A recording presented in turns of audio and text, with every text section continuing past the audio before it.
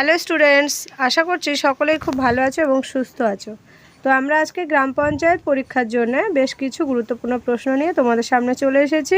যদি ক্লাসে নতুন হয়ে থাকো অবশ্যই চ্যানেলটি সাবস্ক্রাইব করে পাশে থাকা বেল আইকনে প্রেস করো। আর আজকের ক্লাসে বেশ কিছু গুরুত্বপূর্ণ প্রশ্ন রয়েছে, তো কথা দিচ্ছি ভিডিওটি শেষ পর্যন্ত দেখলে এই বিষয় নিয়ে আর কোনো দ্বিধাদ্বন্দ্ব থাকবে না। চলো শুরু করা যাক। তো দেখো, আজকে সেটের প্রথম প্রশ্ন রয়েছে, কোন হিমবাহ থেকে ব্রহ্মপুত্র নদের উৎপত্তি? অপশান এ রয়েছে চেমায়ুংদুং, অপশান বি রয়েছে বোখারচু, অপশান সি রয়েছে গোমুখ, নাকি অপশান ডি শতপন্থ হিমবাহ। তো দেখো, ব্রহ্মপুত্র নদ, ঠিক আছে, ব্রহ্মপুত্র নদের উৎপত্তিটা কোথা থেকে হয়েছে? তো এখানে কিন্তু আমাদের অপশান নাম্বার এ হয়ে যাবে সঠিক উত্তর, ঠিক আছে। চেমায়ুংদুং থেকেই কিন্তু ব্রহ্মপুত্র নদের উৎপত্তি হয়েছে।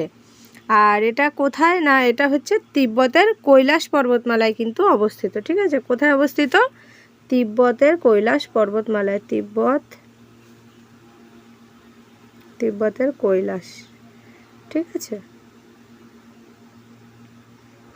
তিব্বতের কৈলাস পর্বতমালায় কিন্তু অবস্থিত এই হিমবাহটা চেমায়ুংদুং, যেখান থেকে ব্রহ্মপুত্র নদের উৎপত্তি। অপশানে থাকা বোখারচু থেকে কোন নদের উৎপত্তি বলো তো?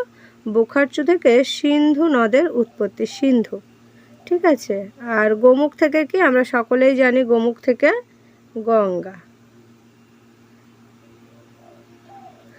চলো নেক্সট প্রশ্নে আমরা চলে যাব। নেক্সট প্রশ্ন রয়েছে, অর্থাৎ 2 নম্বর প্রশ্ন, পশ্চিমবঙ্গের রাজ্য পশু কোনটি, অর্থাৎ স্টেট অ্যানিমাল কোনটি?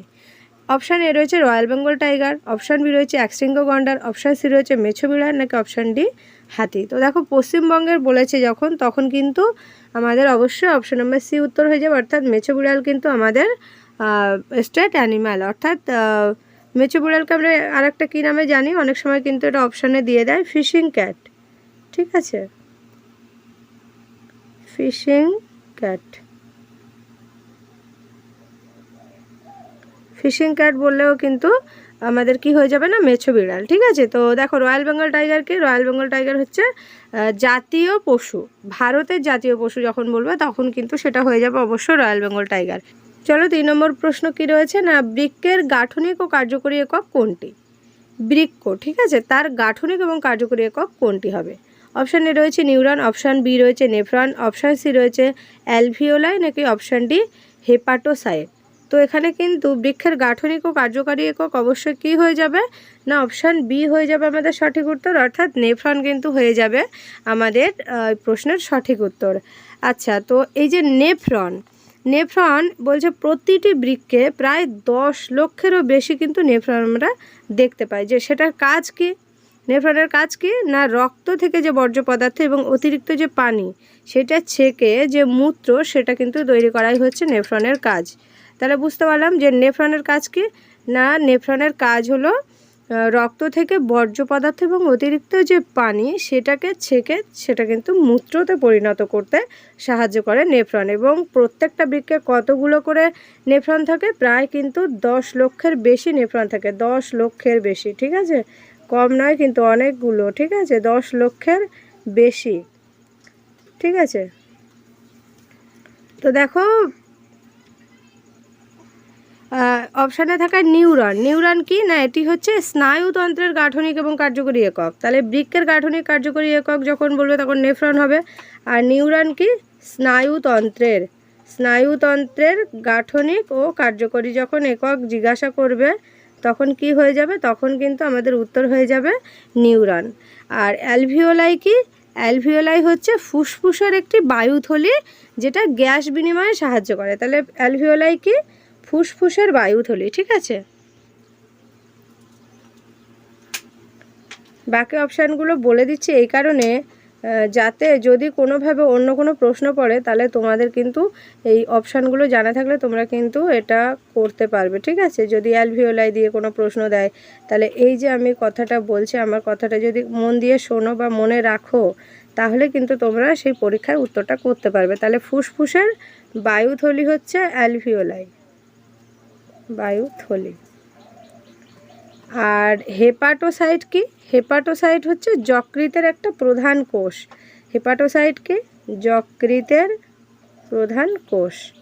তো বাকি অপশানগুলো কিন্তু তোমরা মাথায় রাখবে, ঠিক আছে। যকৃতের একটি কোষ, ঠিক আছে, ভালো করে। তাহলে অপশানগুলো কি বললাম, যে নিউরন হলো কি না আমাদের স্নায়ুতন্ত্রের গাঠনিক ও কার্যকরী একক হচ্ছে নিউরন। নেফ্রন কি বৃক্কের গাঠনিক ও কার্যকরী একক। আর অপশান সি রয়েছে অ্যালভিওলাই, যেটা হচ্ছে ফুসফুসের বায়ুথলি, যেটা কি বায়ু চলাচলে বা বায়ু বিনিময়ে, গ্যাস বিনিময়ে সাহায্য করে। আর হেপাটোসাইট কি, যেটা হচ্ছে যকৃতের প্রধান কোষ, ঠিক আছে। তো চলো তাহলে আমাদের কিন্তু অপশান নাম্বার কি বি হয়ে যাবে কিন্তু সঠিক উত্তর, অর্থাৎ বৃক্কের গাঠনিক ও কার্যকরী একক কি অবশ্যই হয়ে যাবে কি নেফ্রন। চলো নেক্সট প্রশ্নে আমরা চলে যাব। 4 নম্বর প্রশ্ন রয়েছে, পশ্চিমবঙ্গের কোন শহরটির উপর দিয়ে কর্কট ক্রান্তি রেখা গিয়েছে? অপশান এ রয়েছে Krishnanagar, option B Bardhaman, option C Bankura, নাকি অপশান ডি কলকাতা। তো এখানে কি উত্তর হয়ে যাবে? দেখো, বর্ধমান, বাঁকুড়া, কলকাতা, এই যে 3টি অপশান দিয়েছে সব কটাই কিন্তু একদম কাছাকাছি অপশান, ঠিক আছে। কিন্তু যখন বলবে কোন শহরটির উপর দিয়ে কর্কট ক্রান্তি রেখা গেছে, তখন কিন্তু আমাদের অবশ্যই অপশান নম্বর এ হয়ে যাবে সঠিক উত্তর, অর্থাৎ কৃষ্ণনগর। আচ্ছা, 4টি যে জেলা পশ্চিমবঙ্গের মধ্যে, 4টি জেলার উপর দিয়ে কিন্তু কর্কট ক্রান্তি রেখা গিয়েছে। কটি? 4টি। সেই 4টির মধ্যে প্রথম কি আসছে? প্রথম কিন্তু আসছে আমাদের নদিয়া, ঠিক আছে, নদিয়া। আর কি আছে? পুরুলিয়া,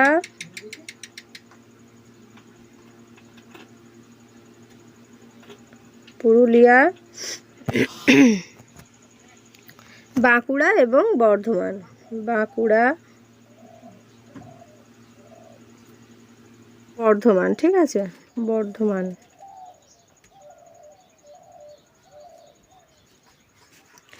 তো 4টি জেলার উপর দিয়ে কিন্তু কর্কট ক্রান্তি রেখা গিয়েছে, সেটা হচ্ছে নদিয়া, পুরুলিয়া, বাঁকুড়া এবং বর্ধমান। আর যদি স্পেসিফিক বলে দেয় যে কোন বর্ধমান, তাহলে কিন্তু এটা অবশ্যই হবে পশ্চিম বর্ধমান, ঠিক আছে, পশ্চিম বর্ধমান। চলো আর একটা ইনফরমেশান তোমাদের জেনে রাখা দরকার, যে কর্কট ক্রান্তি রেখা আমাদের ভারতের কটা স্টেটের উপর দিয়ে গিয়েছে। সেই ক্ষেত্রে কিন্তু অবশ্যই আমাদের 8টা উত্তর হয়ে যাবে, ঠিক আছে। তাহলে পশ্চিমবঙ্গের বললে 4টি জেলা এবং ভারতের বললে 8টি হচ্ছে রাজ্য। তো সেই 8টি রাজ্য হচ্ছে গুজরাট, রাজস্থান, মধ্যপ্রদেশ, ছত্তিশগড়, ঝাড়খণ্ড, পশ্চিমবঙ্গ, ত্রিপুরা এবং মিজোরাম। তোমরা কিন্তু এই 8টা নাম এবং এই 4টে জেলা, এটা কিন্তু অবশ্যই মাথায় রাখার চেষ্টা করবে, কারণ এখান থেকে ম্যাক্সিমাম আমরা দেখি প্রশ্ন কিন্তু তুলে দেয়। অনেক সময় আমরা কিন্তু প্রশ্নগুলো গুলিয়ে ফেলি, ঠিক আছে। তো চলো নেক্সট প্রশ্নে আমরা চলে যাব। 5 নম্বর প্রশ্ন রয়েছে, ভারতের সবুজ বিপ্লবের জনক কাকে বলা হয়? আমি কিন্তু এর আগের ক্লাসে এই রিলেটেড কোশ্চেন করিয়েছি এবং সেখানে বলে দিয়েছি। তো এখানে কি হয়ে যাবে? দেখো, অপশান এ রয়েছে MS স্বামীনাথন, অপশান বি রয়েছে ভার্গিস কুরিয়েন, অপশান সি রয়েছে হীরালাল চৌধুরী, নাকি অপশান ডি শ্যাম পিত্রদা। তো চলো, ভার্গিস কুরিয়েন কে ছিলেন? ভার্গিস কুরিয়েন ছিলেন সাদা বিপ্লবের জনক, শ্বেত বিপ্লব, ঠিক আছে, শ্বেত বা সাদা বিপ্লবের জনক, ঠিক আছে, ভার্গিস কুরিয়েন। হীরালাল চৌধুরী কি? হীরালাল চৌধুরী থেকেই প্রশ্ন করিয়েছিলাম, তিনি ছিলেন কে? নীল বিপ্লবের জনক, ঠিক আছে, নীল বিপ্লবের জনক। শ্যাম পিত্রদা কি? পিত বিপ্লবের জনক, শ্যাম পিত্রদা ছিলেন পিত বিপ্লবের জনক। তাহলে MS স্বামীনাথন হয়ে যাবে আমাদের সঠিক উত্তর, অর্থাৎ সবুজ বিপ্লবের জনক ছিলেন MS স্বামীনাথন।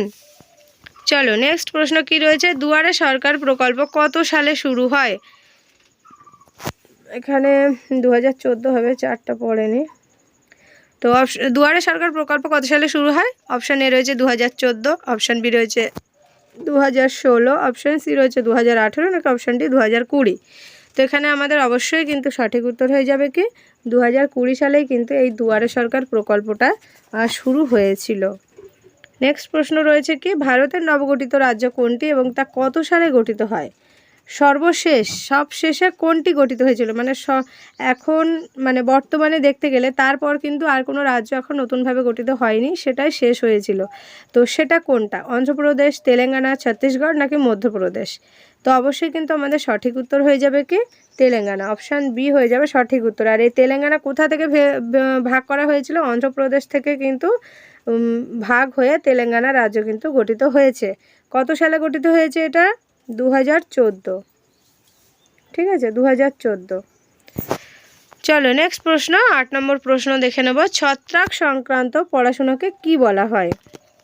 দেখো, এরকম ধরনের প্রশ্ন কিন্তু আমরা বারবার দেখি যে পরীক্ষায় কিন্তু আসছে। তো সেই ক্ষেত্রে আমাদের এই যে বিদ্যা, কোন বিদ্যাকে কি বলা হয় এইগুলো কিন্তু আমাদেরকে কি জানতে হবে, ঠিক আছে। তাহলে ছত্রাক সংক্রান্ত যে বিদ্যা বা ছত্রাক সংক্রান্ত যে পড়াশোনা তাকে কি বলা হয়?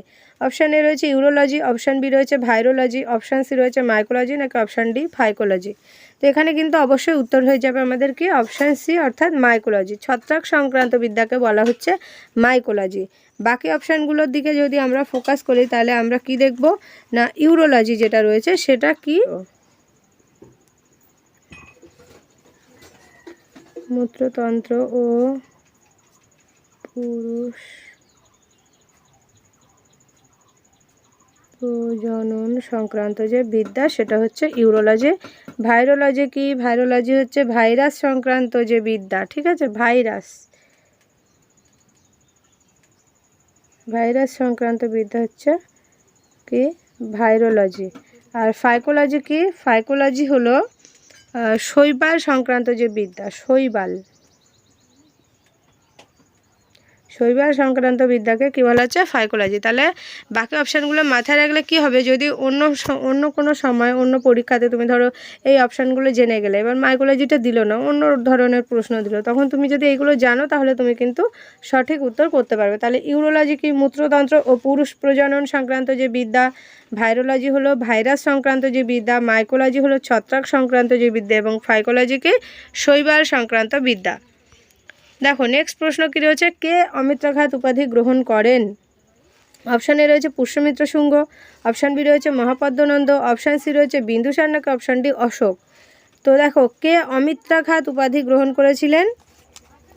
অবশ্যই কিন্তু আমাদের সঠিক উত্তর হয়ে যাবে অপশান নাম্বার সি অর্থাৎ বিন্দুসার। বিন্দুসার কে ছিলেন বলো তো? ইনি ছিলেন চন্দ্রগুপ্ত মৌর্যের পুত্র। চন্দ্রগুপ্ত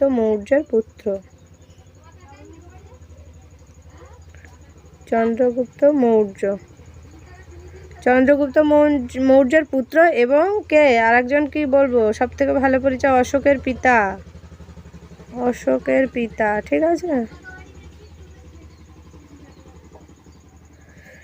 তো তিনি কিন্তু অমিত্রাঘাত উপাধি গ্রহণ করেছিলেন। আর এই অমিত্রাঘাত মানে কি? অমিত্রাঘাত মানে হচ্ছে শত্রু নিধনকারী। অমিত্রাঘাত মানে কি? শত্রু নিধনকারী।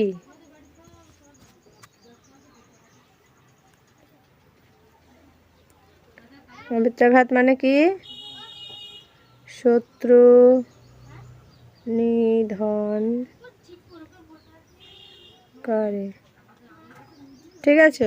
চলো 10 নম্বর প্রশ্ন কি রয়েছে দেখে নেব। 10 নম্বর প্রশ্ন রয়েছে ডেসিবেল কিসের একক? এই ধরনের প্রশ্নও কিন্তু খুব ইম্পর্ট্যান্ট প্রশ্ন। তো দেখো ডেসিবেল কিসের একক? আলোর তীব্রতা, শব্দের তীব্রতা, তড়িৎ প্রবাহ, নাকি আলোর পরিমাণ। তো ডেসিবেল কিন্তু অবশ্যই হয়ে যাবে আমাদের অপশন নাম্বার বি অর্থাৎ শব্দের তীব্রতা। এখন বর্তমানে যে নিয়ম আমাদের পশ্চিমবঙ্গে লাগু হয়েছে যে 65 ডেসিবেলের, হাইকোর্টের নিয়ম অনুযায়ী 65 ডেসিবেলের নিচে কিন্তু যে কোনো ধরনের মাইক বলো, বাজনা বলো বা যাই বলো সেটা কিন্তু শব্দ দূষণ করা যাবে না। এবং কত ডেসিবেল নির্ধারণ করা হয়েছে না 65 ডেসিবেল, ঠিক আছে। 65 ডেসিবেলের উপরে যেন কোনো শব্দ না হয় সেরকমভাবেই কিন্তু নির্দেশ জারি করা হয়েছে। তো তোমরা কিন্তু এটা অবশ্যই মাথায় রাখবে যে ডেসিবেল হচ্ছে শব্দের তীব্রতা পরিমাপের একক। চলো নেক্সট প্রশ্ন কি রয়েছে, প্লাস্টিক মানি, এটা মানে নয় মানি হবে। প্লাস্টিক মানি কাকে বলা হয়? অপশান এ রয়েছে ডেবিট কার্ড, অপশান বি রয়েছে ক্রেডিট কার্ড, অপশান সি রয়েছে এটিএম, নাকি অপশান ডি ইউপিআই। তো দেখো প্লাস্টিক মানি মানে কি? এখানে আমাদের উত্তর হয়ে যাবে কি অপশান নাম্বার বি অর্থাৎ ক্রেডিট কার্ডকে বলা হচ্ছে প্লাস্টিক মানি। চলো নেক্সট প্রশ্ন অর্থাৎ সেবি এর পুরো নাম কি? অপশান এ রয়েছে security and exchange board of India, option B রয়েছে secure and exchange board of India, option C রয়েছে source and exchange board of India, নাকি option D security and extra board of India. তো এখানে সেবির পুরো নাম কিন্তু অবশ্যই অপশান নাম্বার এ অর্থাৎ security and exchange board of India আমাদের সঠিক উত্তর হয়ে যাবে। 13 নম্বর প্রশ্ন রয়েছে ভারত কোন দেশ থেকে সর্বাধিক সোনা আমদানি করে? ভারত সোনা আমদানি করে সব থেকে বেশি কোন দেশ থেকে? আছে আমেরিকা, অপশান বি রয়েছে রাশিয়া, অপশান সি রয়েছে সুইজারল্যান্ড, নাকি অপশান ডি জার্মানি। তো আমাদের কিন্তু অবশ্যই কি উত্তর হয়ে যাবে? সঠিক উত্তর হয়ে যাবে সি অর্থাৎ সুইজারল্যান্ড থেকে ভারত সব থেকে বেশি সোনা আমদানি করে থাকে, 14 নম্বর প্রশ্ন কি রয়েছে, ইউনিসেফের সদর দপ্তর কোথায়? চলো আগে ইউনিসেফের ফুল ফর্মটা আমরা জেনে নিই এবং সেটা কি কাজ করে সেই বিষয়ে আগে আমরা জেনে নিই, তারপর তার সদর দপ্তরটাকে দেখব। কারণ কোনো জিনিস জানতে গেলে তার বিষয়ে পুরোটা তো জানতে হবে। তো দেখো ইউনিসেফের ফুল ফর্ম কি? United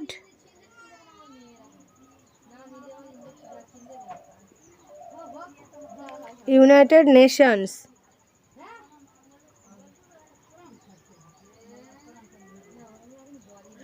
United Nations children's fund.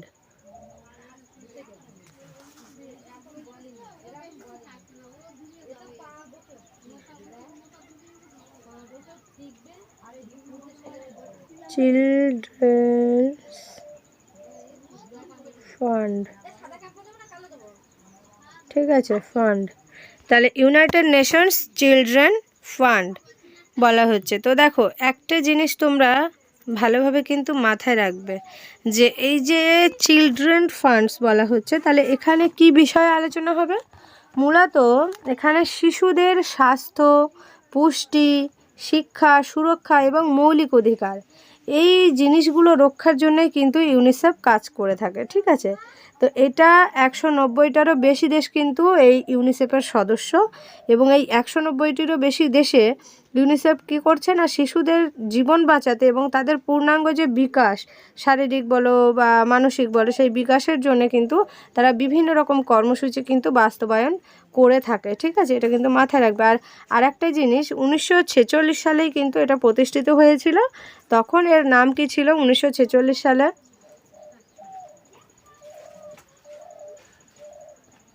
দেখো 1946 সালে এর নাম ছিল United Nations children emergency fund, ঠিক আছে। United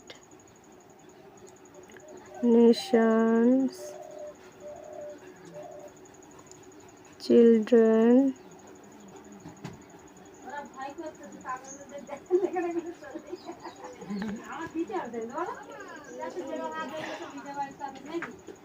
emergency fund. তো এই এমার্জেন্সি কথাটা উঠে গিয়ে 1953 সালে এটার নাম হয়েছে কি না, ইউনাইটেড নেশন চিলড্রেন ফান্ড, ঠিক আছে। চলো নেক্সট প্রশ্ন, অর্থাৎ আজকের সেটের লাস্ট প্রশ্ন, শেষ প্রশ্ন রয়েছে। বলছে ইউরো মুদ্রা চালু হয় কত সালে? আজকে সেটার শেষ প্রশ্ন এটা। তো এটা হচ্ছে অপশান এ রয়েছে 1998 পয়লা জানুয়ারি, 1999 পয়লা জানুয়ারি, 1995 পয়লা জানুয়ারি, নাকি 2000 সালের পয়লা জানুয়ারি। তো ইউরো মুদ্রা কিন্তু চালু হয়েছিল, অপশান বি হয়ে যাবে সঠিক উত্তর, অর্থাৎ 1999 সালের 1 জানুয়ারি কিন্তু ইউরো মুদ্রা চালু হয়েছিল। তো দেখো এই আমরা যে 15টা কোশ্চেন রেখেছি, অবশ্যই মডারেট লেভেলের কোশ্চেন আমরা রেখেছি, এবং এই ধরনের প্রশ্ন কিন্তু তোমরা বিভিন্ন পরীক্ষা আসতে দেখবে। শুধুমাত্র পঞ্চায়েতের পরীক্ষার জন্য যে পড়বে তা নয়, এটা কিন্তু আপার প্রাইমারি বলো বা তুমি মিসলেনিয়াস বলো বা গ্রাম পঞ্চায়েত বলো, সব পরীক্ষার জন্যই কিন্তু এই প্রশ্নগুলো খুবই গুরুত্বপূর্ণ। তো চলো সকলেই খুব ভালো থেকো, আর অবশ্যই চ্যানেলের সাথে যুক্ত থেকো। শেষ পর্যন্ত যারা এখনও পর্যন্ত ভিডিওটি দেখছো, তো যদি সাবস্ক্রাইব না করে থাকো অবশ্যই চ্যানেলটি সাবস্ক্রাইব করে পাশে থাকা বেল আইকনে প্রেস করো, তাহলে সকলের আগে তুমি কিন্তু ক্লাসের নোটিফিকেশানটি পেয়ে যাবে। আর আমরা চেষ্টা করছি রোজ রাত 8টায় তোমাদের সামনে গ্রাম পঞ্চায়েতের ক্লাসগুলো নিয়ে উপস্থিত হওয়ার। চলো সকলে ভালো থেকো।